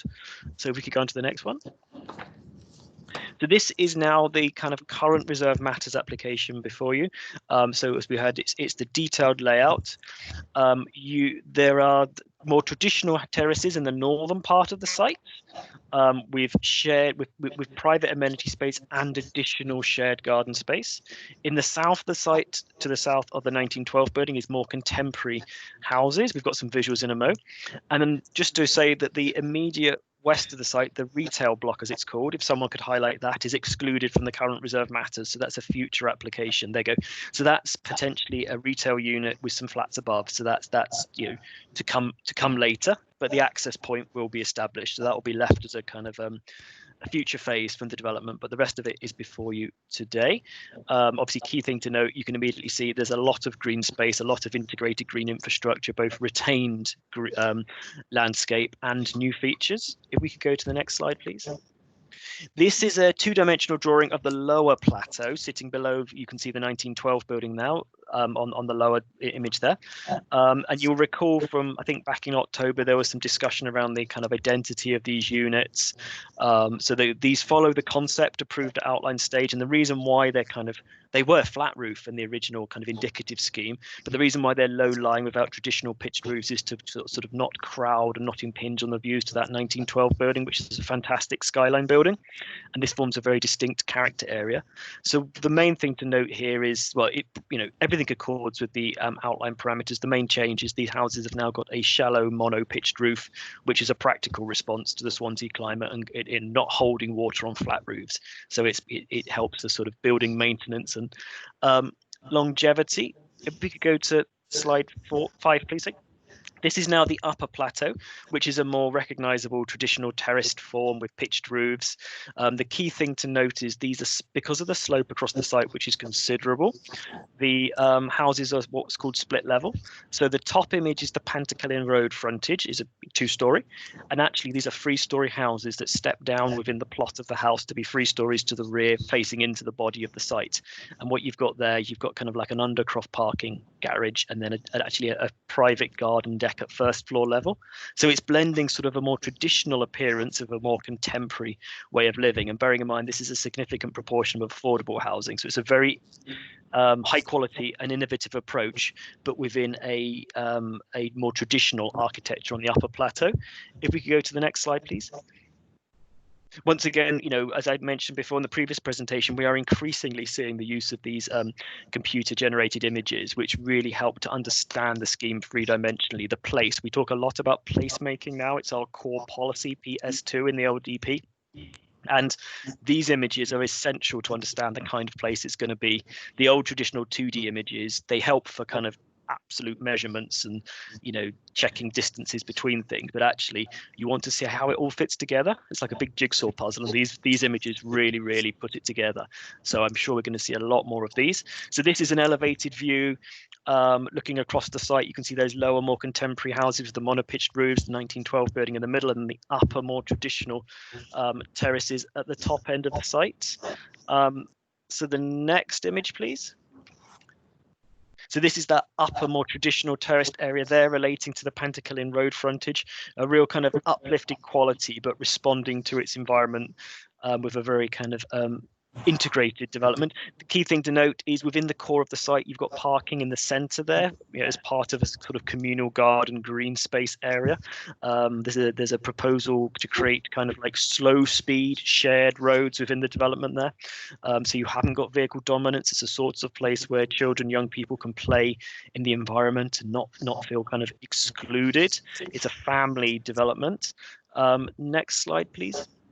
So this is that Pentacle road frontage, and some of the main focus on the negotiations for this elevation is the gables. Originally, when it was submitted, there were no gables, and it was a very long terrace and looked bland. So through negotiations, we challenged the design team, the architects, to bring some gables back in, because they're a really strong feature of Swansea traditionally, and they really help lift and articulate and break up the architecture. So that's what they've done positively here. They're focused on those end units as kind of what we would call bookends, and then there's a number of intervening gables to kind of break it up without adding. The key thing is that this is affordable housing, which is being built to space standards and cost standards. So it's creating articulation without adding undue complexity. Sorry. The other thing to note is the materials. There's a mixture of a couple of different kind of bricks and a couple of different render finishes to provide that kind of variety. So it feels like a homely place rather than a more sort of uniform estate. And then on this elevation here onto Pentacle Road, also every house has got a canopy, a sort of a threshold, an entrance, as well as a strong boundary treatment. If we could go on, I think there's 2 more slides. So yeah, there's 2 more slides now. These just show the kind of communal spaces within the development there, this positive integration of green infrastructure, place for families, young people, for anyone in the community to rest and relax, and making sure the cars aren't dominant. Number 10, please, which should be the last one. This is just another view explaining how the split level houses on the upper part of the site work. So they're 2-story on one side, on the kind of the right hand side of the image, and this is looking onto the 3-story, that lower side, which has got the car parking, so it's not dominant with those elevated kind of garden decks above. So just to sum up, the proposals are considered to fully accord with the approved outline development parameters and framework we showed you before, which form part of that hybrid application. It's a very well presented application with these really helpful CGI images, which demonstrate the high quality of place that will be created in accordance with our ODP policy PS2 and obviously our adopted residential design guide.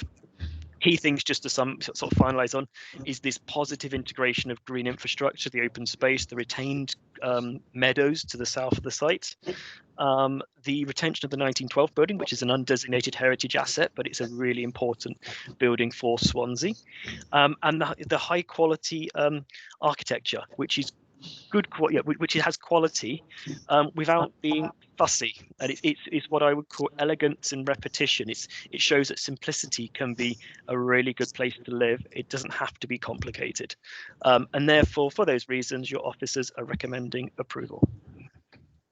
Thank you so much. Thank you, Steve. And thank you, Liam. I got a list of speakers, but Councillor May, you put your hand up to speak, but you didn't let us know you wanted to speak today. I did. There is an email back on it. Anyway, thanks for giving the opportunity, Chair. Welcome the application. As said at the original committee stage when it went through, brilliant application, and it was a fine example of public engagement on how things do work with the general public. So welcome through. One observation that's come out in the last couple of weeks, it's such a minor one indeed. This slide 3 of the presentation, you can see there's a curving road that goes on the back of Lonbringwyn. It's an access road to the site. I don't know if we can just ensure there's some extra sort of greenery shielding or something, because residents have said that it's going to be rather close to the back garden. So I don't know if anything can be used to mask the effect. And we're looking at the property today from 12 to 16 Lonbringwyn. Okay, so that's just a minor note on that one. Thank you very much, Chair, for allowing me in. That's all right. We'll see if we can get a response on that in a minute. But I got a list now anyways. Councillor White first.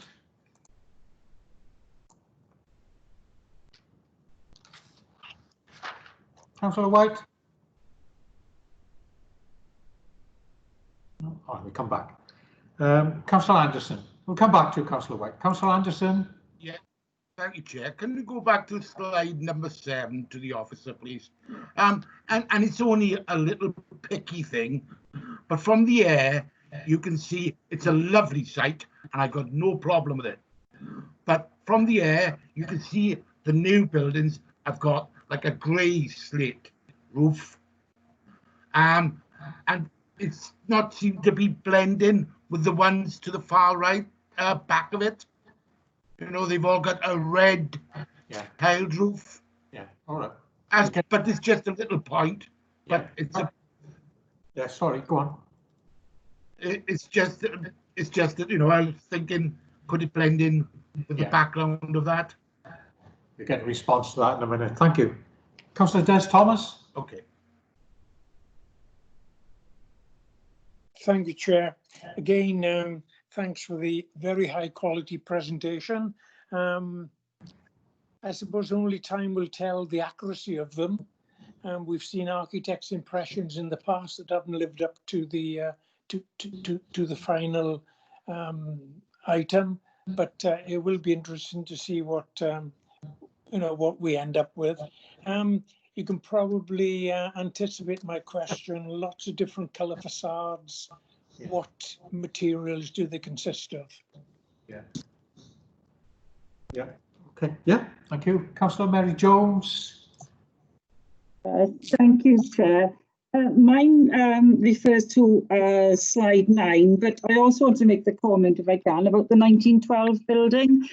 Some of us that were on planning for a very long time went on the original site visit for the LDP, and I know Councillor Des Thomas was there, and we actually insisted that that building be retained because we were very concerned about the clock tower and everything else, because I think originally they wanted to just clear the site. So I'm really pleased to see that it has been incorporated and it is a focal point.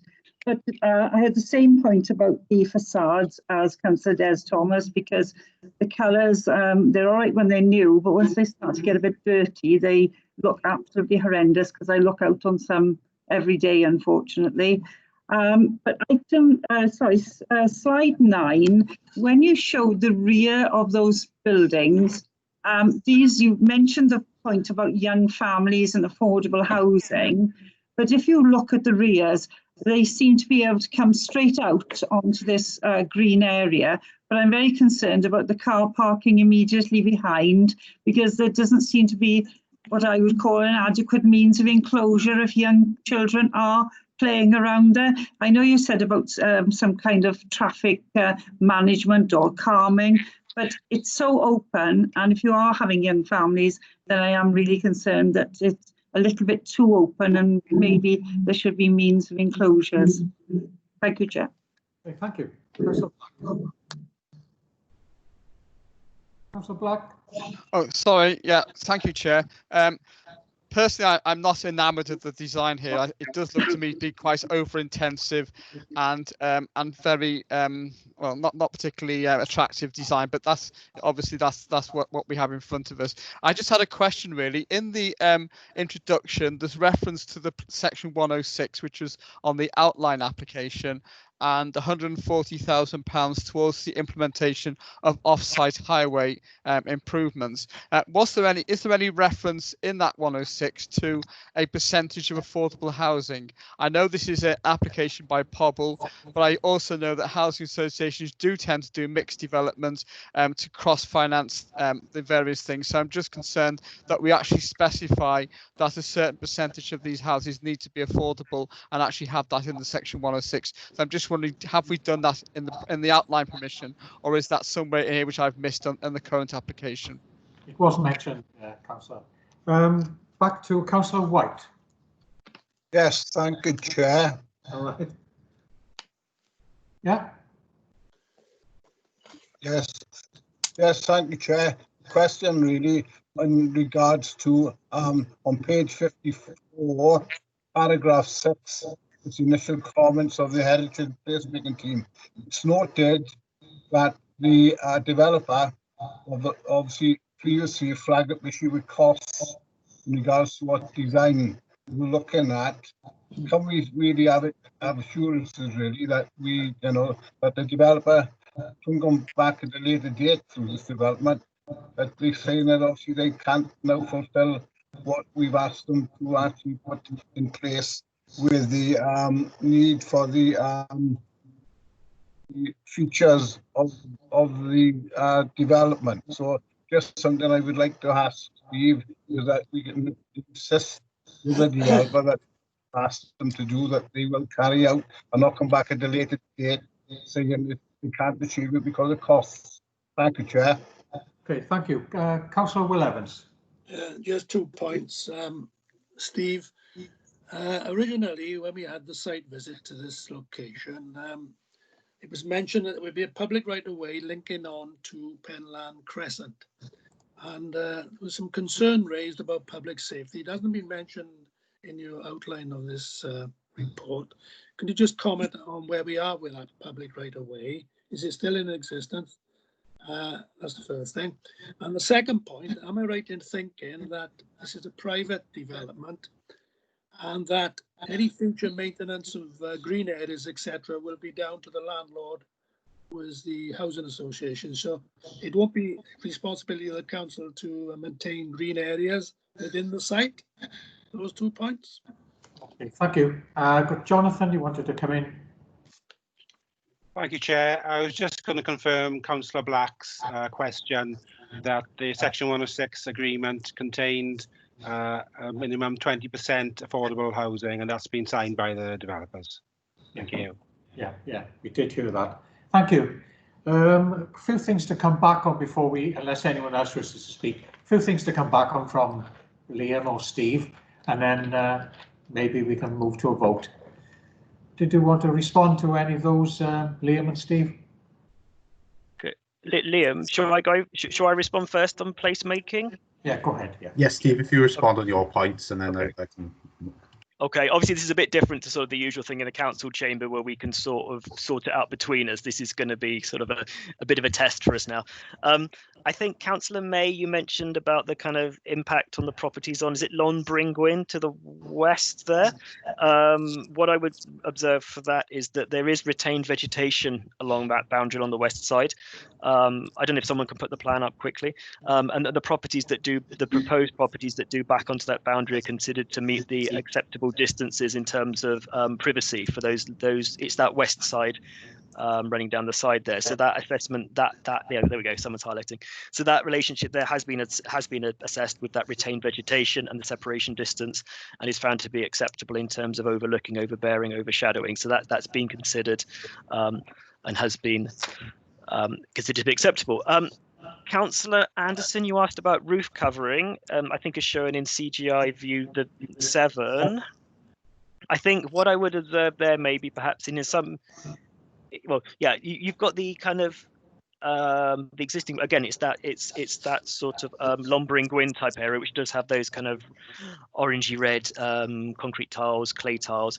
The lower properties won't have visible roofs, as we saw with the kind of monopitch roofs, and this upper area relates more to Town Hill, which is a mixture. It would have originally been slate and has been replaced in some instances, but again, we can fine tune this as and when we have the condition information for materials. So in a way, it's its own place, but we need to make sure it relates positively to its context, and we can pick a slate or a roof tile that sort of bridges between the both. Councillor Thomas and Councillor Jones, you both asked about materials. So it's going to be a mixture of a couple of different kinds of brick, and obviously brick always weathers well. When we look at our Edwardian Victorian buildings, brick, always stands the test of time, and we'll need to get the details right in terms of windowsills and drips and things like that. I know there's we've always got constant worries, all of us, about render and how that's performed in Swansea. And bearing in mind, this is a housing association development and they want this to look smart over time. And we'll have to make sure we scrutinise that render specification, that it's got the right ingredients, that it won't weather badly in this location. So we're confident we've learnt the lessons of those past developments with render, and this can be positive. Ultimately, we'll control this through the materials condition on that. We also, Councillor Jones, you asked about the street design. There we go, this one for young people and families. What I would observe, certainly in this part of the site, this is what I would call maybe an ultra low speed environment. So there are missing features maybe in this visual, in that there would be some kind of rumble strip entry treatment. So you're coming in off the road at the far end of the view.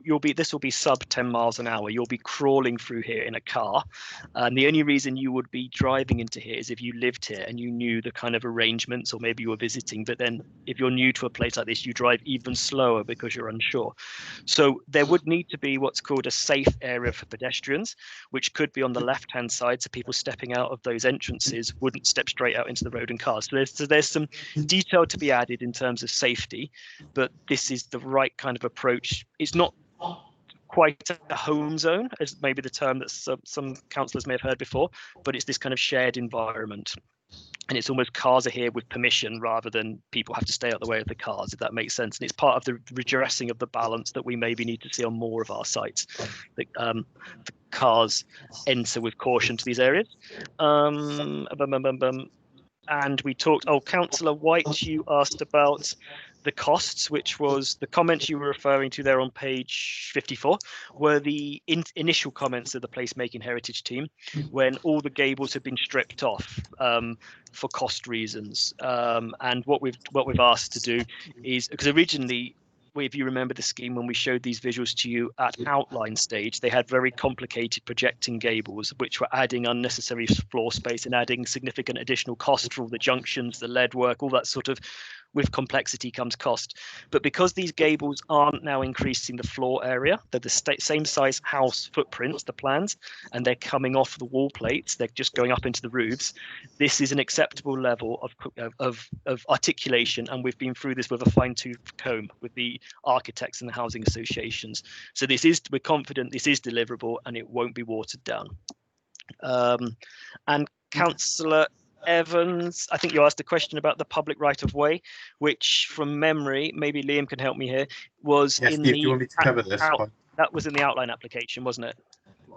Yeah. So basically, the original application was a hybrid application. It contained, I've got the permission open here, 36 conditions. So one of which is condition 23. It says, notwithstanding the details indicated in the application, the development layout shall incorporate a pedestrian connection through the Penland Crescent to the south of the site in accordance with details to be submitted, and the linkage shall be completed in accordance with the timescale to be submitted and approved. So those conditions are still in place, and we will obviously be dealing with that at a future date. Similarly, regarding management and maintenance of proposed streets, there was condition 22 that addressed that in the sense that details will have to be submitted and approved right in. As Jonathan mentioned, the 106, that is obviously been entered into, and that covers the 20% affordable housing as well as the highway works as well. Thank you, Chair. Okay, all right, thank you. I've got two speakers here first. Councillor Mary Jones, did you want to come back?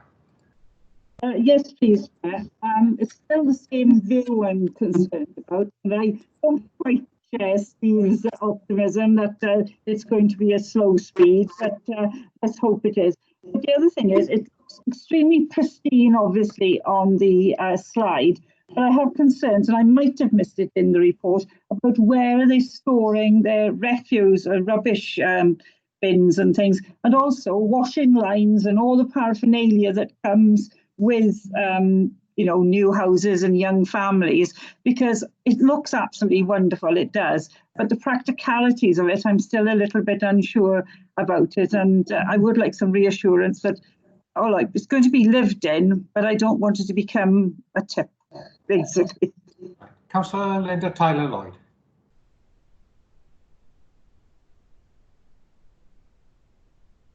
Right. No, I agree with Mary. I think it does. I think it does look lovely, but there are a couple of concerns. I feel that there doesn't seem to be. It almost looks like a model village, but at the same time, I'm also a bit concerned about where children will play, because it looks lovely, but is it sort of suitable for actually living in? That's all I want to say. All right, thank you. Right, anyone else to speak? No. Matthew, got your hand up.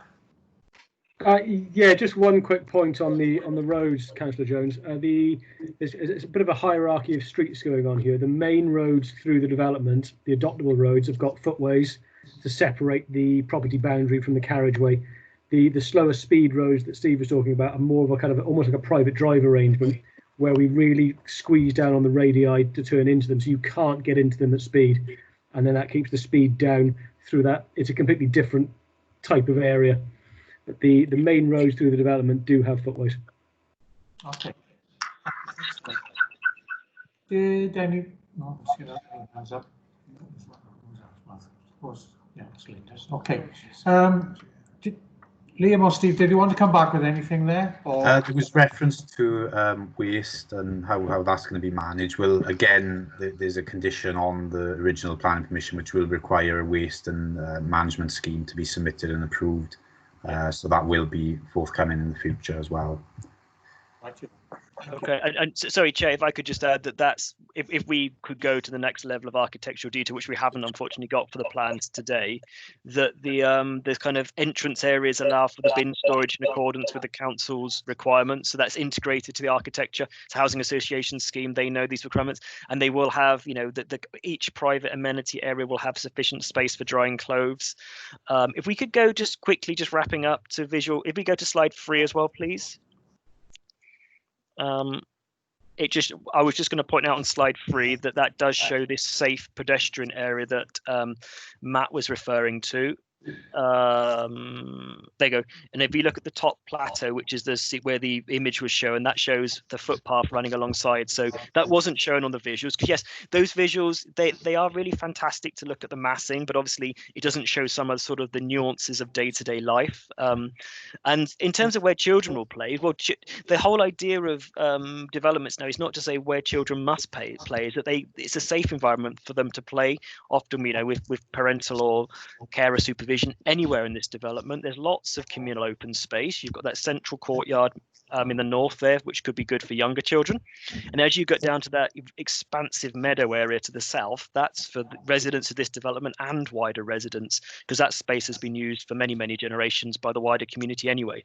So I would say in a way, this site offers multiple opportunities for play. And it's just also, play isn't just for children. Play can be a multi-generational thing. And that's the thing we're trying to push out into all these developments, is this ability just to relax and enjoy these new places that are being created. Okay, yep. Okay, thank you.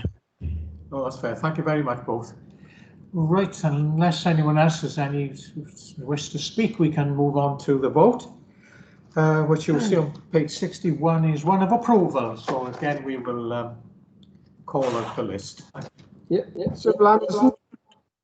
Yeah. Peter Black. Approve. Will Evans. Approve. Louise Gibbard. Approve. There's a mic on. Yeah. Did you hear me? Approve. Yeah, there's a mic on someone. Des has got his on. Yeah. Right, sorry. Louise Gibbard. Approve. Mary Jones. Because I still have reservations, although I'm not against it, I can't in all honesty vote for it. Is that an abstention? Abstention, yeah. Right, okay. Mike Lewis. Approve. Richard Lewis. Approval. Des Thomas. Approve. Linda Taylor. Approve. Mike White. Approve. Paul White. Approve. That's carried again. Thank you.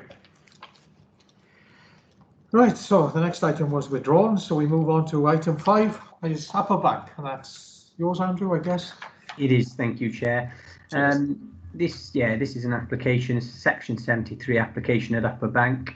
Whilst not on the update sheet, there is an error on page 111 of the report in the first paragraph of the design and visual amenity section. So there's two sentences in that paragraph, and the final sentence is incorrect. It should read 3 plots, numbers 206 to 208, will be stepped down by 300 millimetres, and 3 plots, numbers 215 to 217, would be stepped up by 450 millimetres.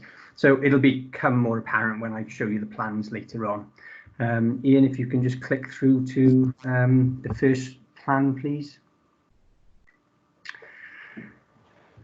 This is the site location plan.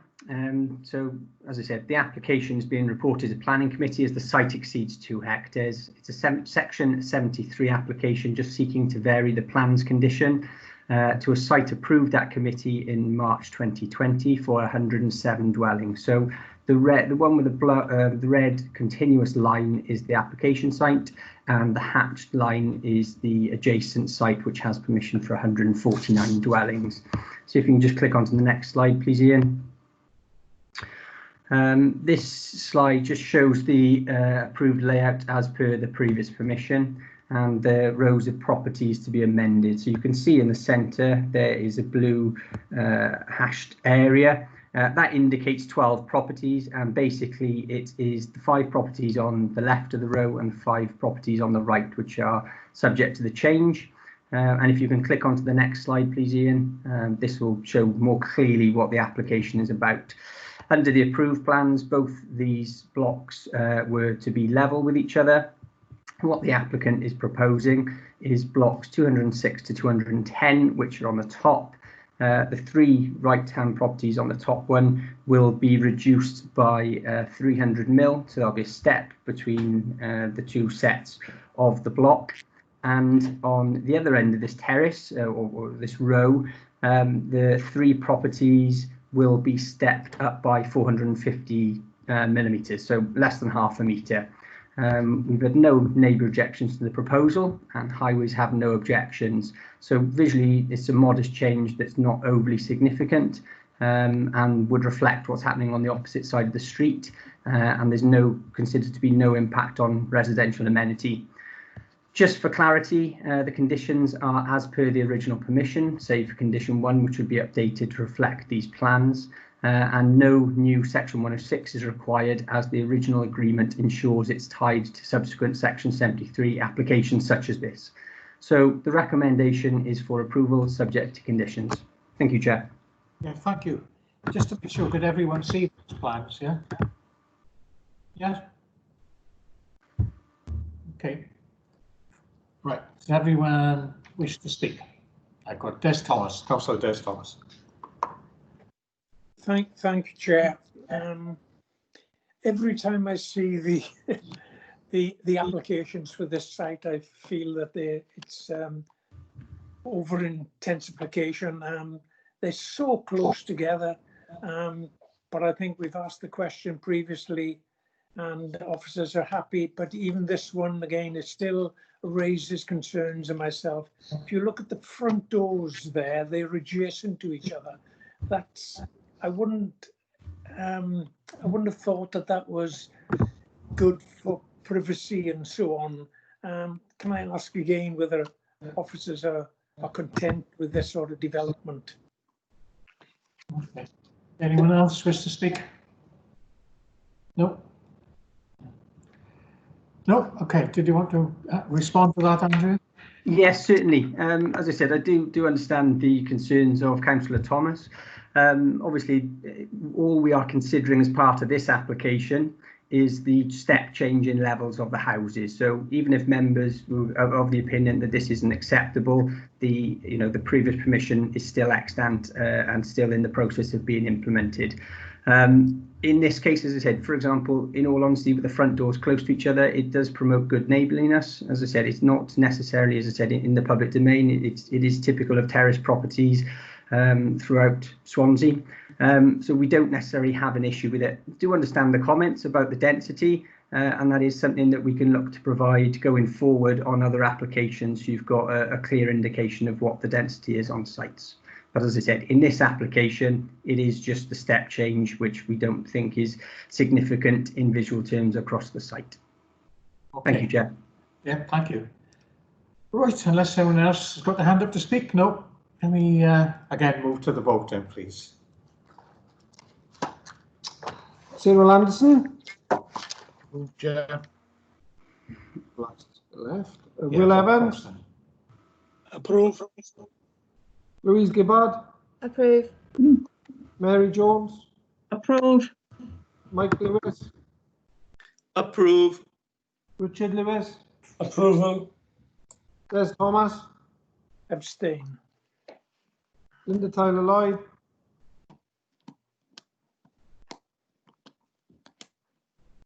Councillor Tyler Lloyd. Was that approval, Councillor Tyler Lloyd? Yes, approval. Thank you. Mike White Approval. and Paul. Approve. 2-1, yeah, I didn't back it now. Oh, yes, sorry. Yeah. Yeah.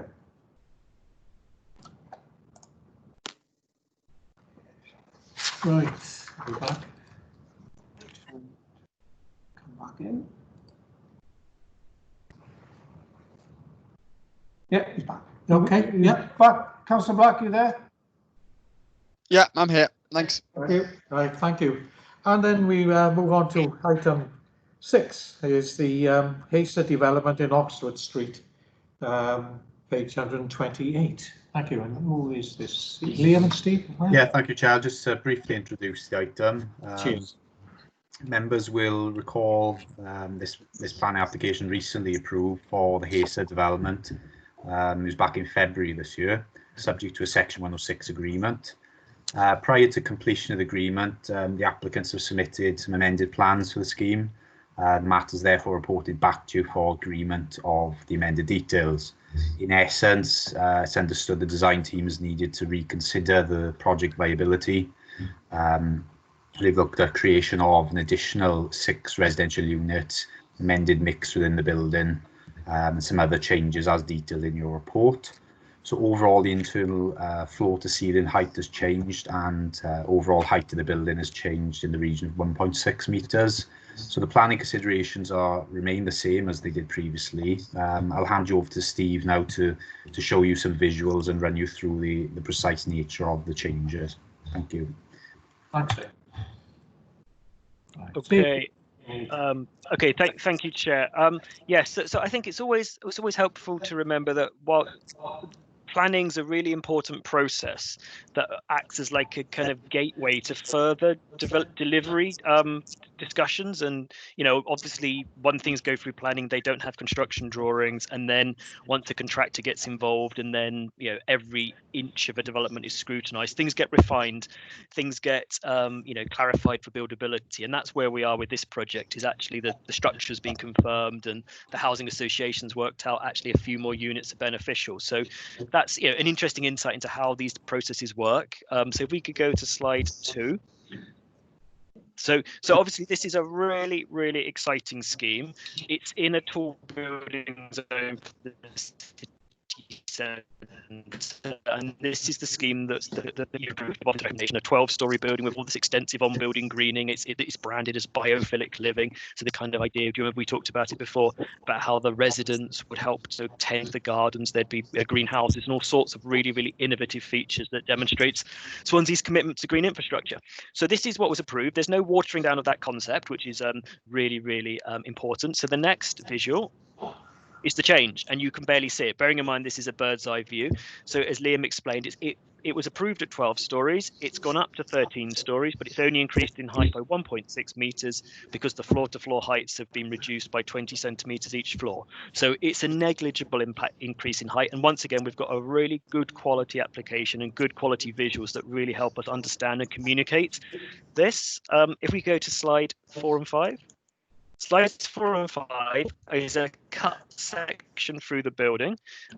This slide is what was approved at 12 stories. You can see the mix of uses with retail on the ground floor, commercial space in purple above that, and then all the kind of peachy colour is the residential. So this slide 5 is the amended proposal. If Ian could skip between 4 and 5 quickly.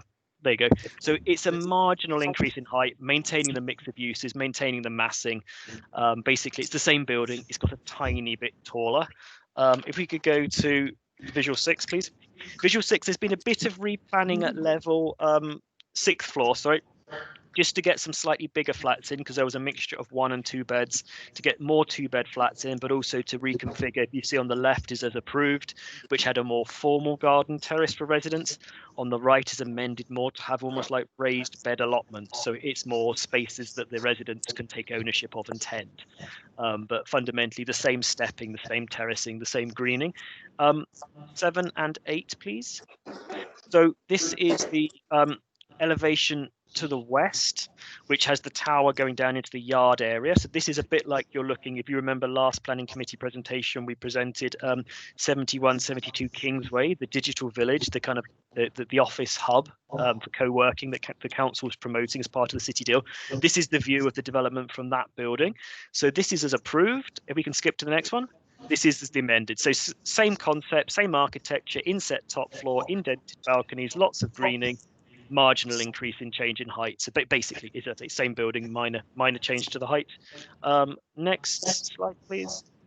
Yep, and it's the same red line, the same enhancement to the yard area to the rear. The only thing to note there is there were some kind of retractable canopies that were proposed that have been now omitted because of concern over maintenance and longevity of those. So it's delivering the same uplift to the public realm. Number 10. So last couple of visuals just to wrap up on. This is the view looking from the west. Obviously, you've got the YMCA there, so you can kind of orientate yourself. This is as approved. The next one. This is as amended. You can't really tell the difference. The main difference you can see there is just the way the visual has been prepared digitally. There's not that level of change to the building. It's just it's got a bit more shadow on it, which is just the way that the computer images are put together. And the last pair of images, this is closer. This is obviously the view on Oxford Street, looking across to Union Street, where you've got Holland and Barrett there in the old ale house, which is the listed building. So this is what we've approved. Oh, sorry, if we can stick on 12, please. So yeah, slide 12 is what we've approved with all that greening, indented balconies, that very contemporary form visible. And if you click to the next one, there you go. So minimal change. So just to sum up, that we've already consented a really high quality, really exciting, really innovative tall building. These changes are so minor, they're barely discernible. So it still fully accords with our placemaking policy PS2 and the central area regeneration framework. So for those reasons, your officers are supportive of this application. Okay, thank you. Right, members, I can see one hand up. Councillor Gibbard.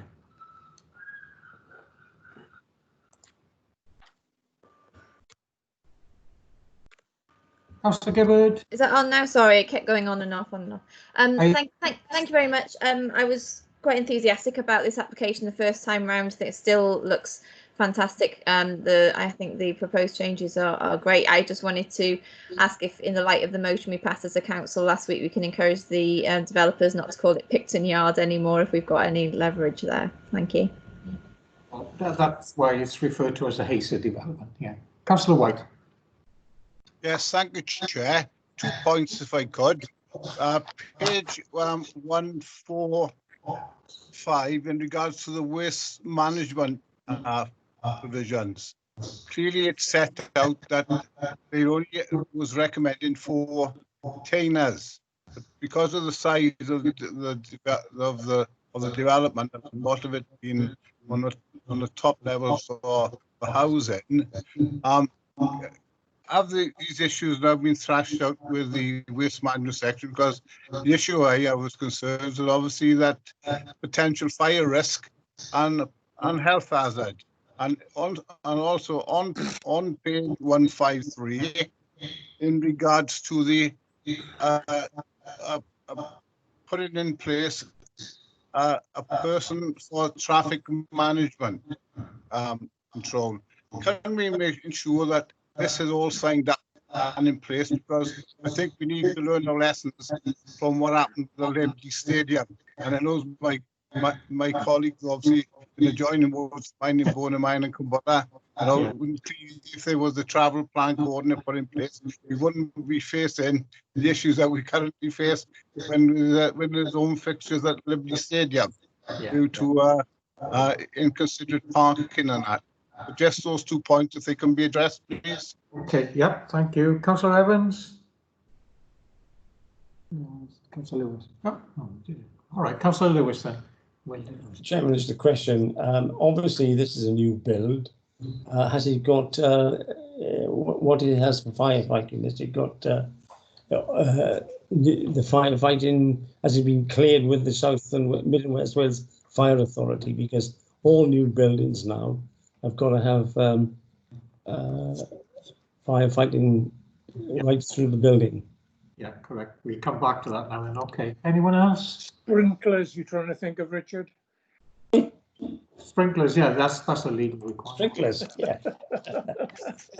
No one else. No one else wish to speak. Right, a few questions there then, weren't there? But most of it was covered in the original application. Yeah, I can just cover the main points about issues of waste, wasn't it? Waste management and a travel plan. Well, those are contained on pages 169 and 170 of your report, conditions 15 and condition 19. So there are no changes to what has come before you previously, and the conditions would remain as that. The purpose of this application, as Steve has mentioned, is really to cover that change in design and appearance. So it's really for members to ratify that and not to revisit previous considerations. That's right. That's all we got before us today is that change there. Yeah. Anyone else wish to speak? No. Sure. Okay. We can see the recommendation there on page 128 is that plan permission be granted subject to the conditions as outlined. I see a roll call now, please. Councillor Anderson. Approve. Peter Black. Approve. Will Evan. Approve. Thank you. Louise Gibbard. Approve. Mary Jo. Approve. Somebody's got to. Switch your mic off, please. Yes. Mike Lewis. Approve. Richard Lewis. Approval. Thank you. Des Thomas. Approve. Linda Tyler Lloyd. Approve. Mike White. Approve. Paul Lloyd. Approve. I think you had an echo there, Chairman. You got 25 for. It was you, Councillor Thomas. It was you, your mic was on. Okay, thank you very much. And that concludes our planning committee for today. And thank you all for your participation and contributions. Thank you. Thank you. Bye, Chair. Thank you. Bye all. Good. Thank you. Yeah.